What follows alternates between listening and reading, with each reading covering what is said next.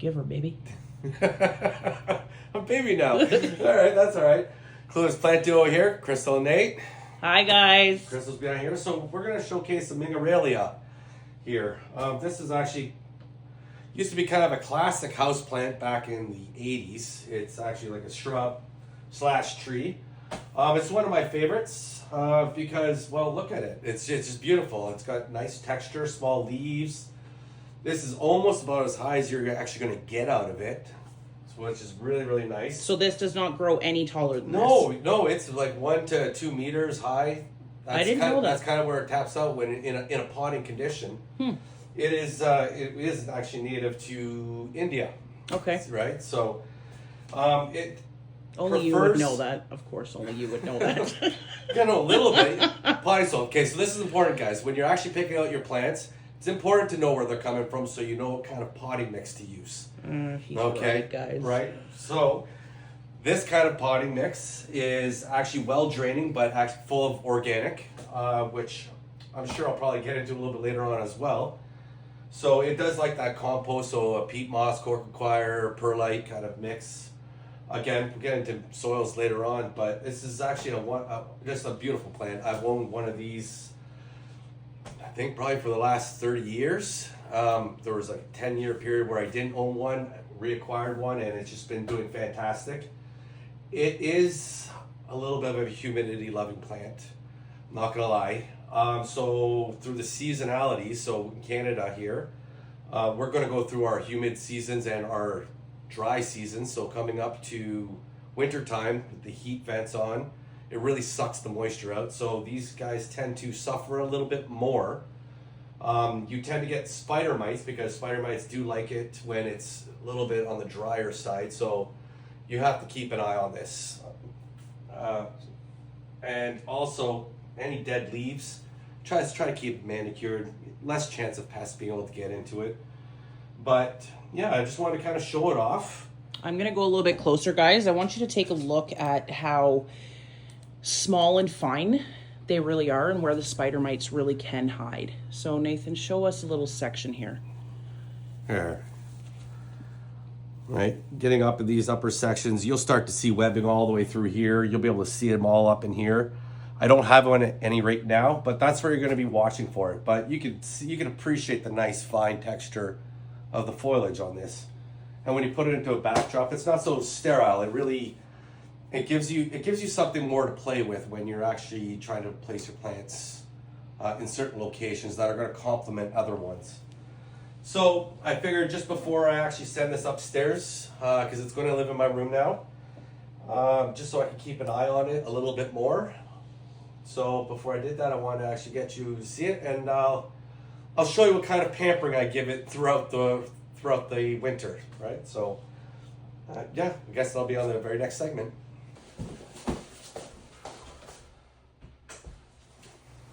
Throughout the winter season, you'll see me. Well, no, I guess you're not going to see me, but this is what I do. I'll take the Ming and I'll pop it in my bathroom during shower times, so that way it can actually get the humidity.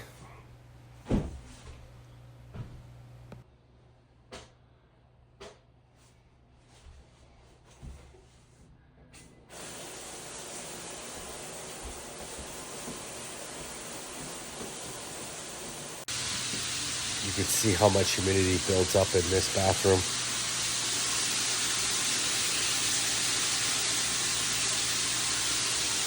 That's going to be one happy Ming.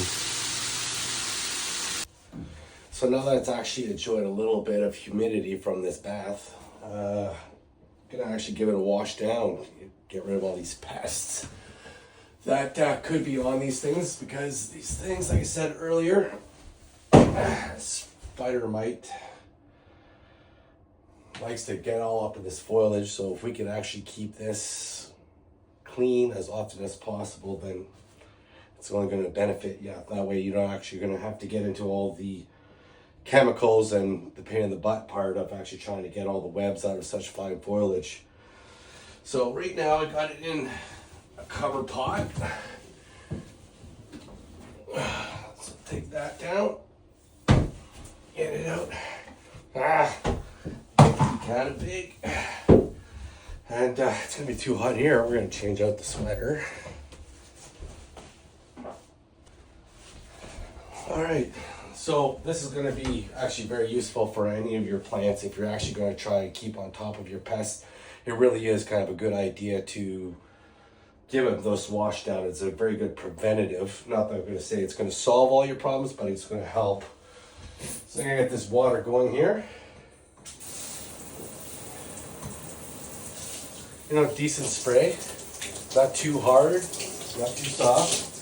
Try to keep it as close to rain temperature as you possibly can.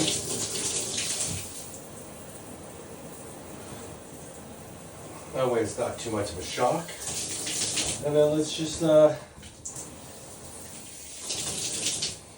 give it its water, give it its bath, its shower, whatever you want to call it. But try to get up inside there. Give a little bit more.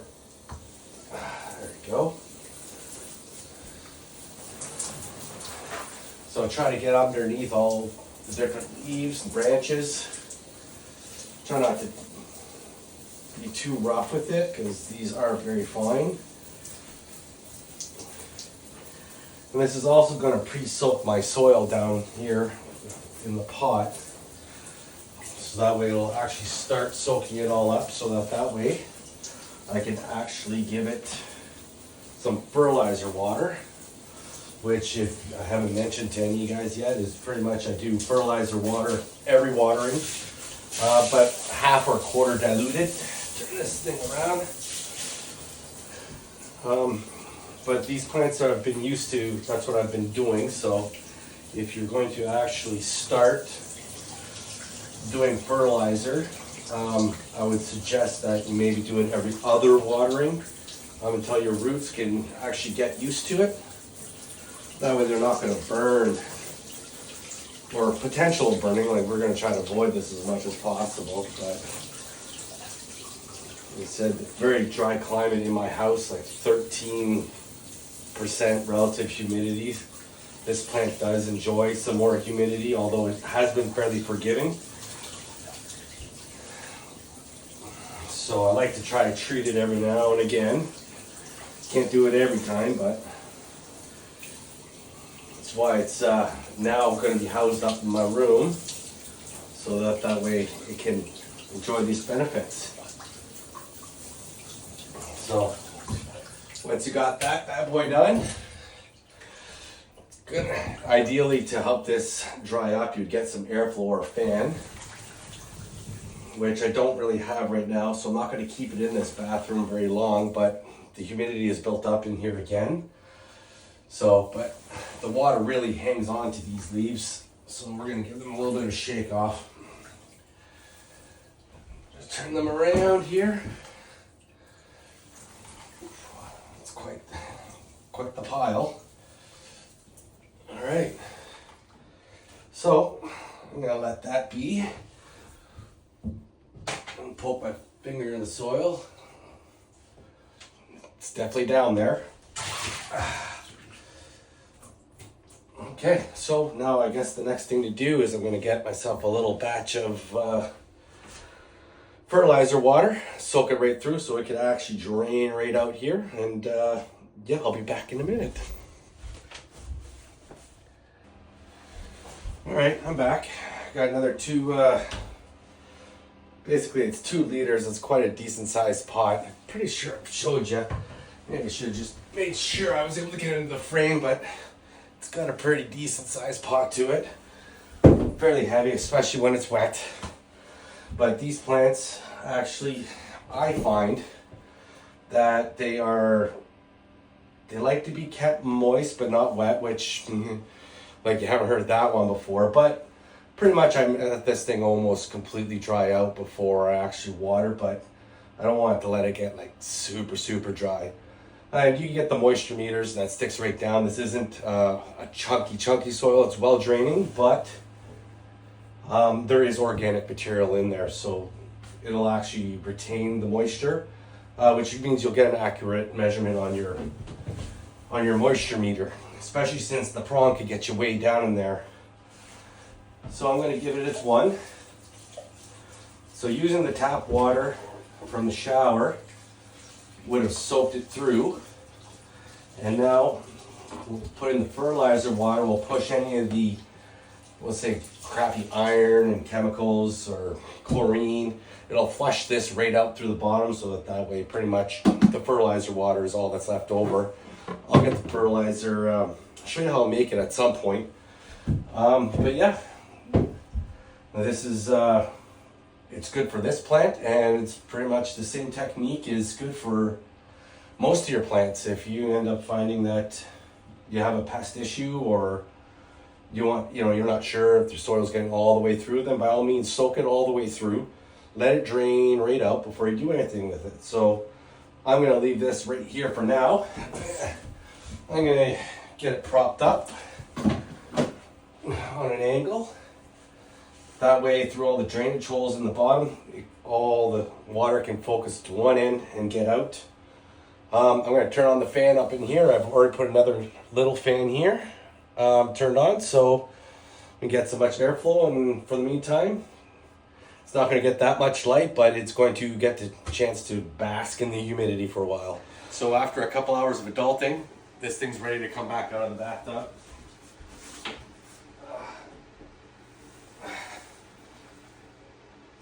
So that's nice and heavy, soaked through. Watch the top. So it would have appreciated that nice little bit of a soak. Get it back to its home. Oh. All right, so this is its home for now. Usually in the summertime downstairs, the humidity is good, so it does live down there where I can appreciate it more often than others can. But being the case that we are, it's going to live here. I have a Barina T10 hanging out here. I used to have another rack where I could be able to hang plants, so my setups are a little bit transitional.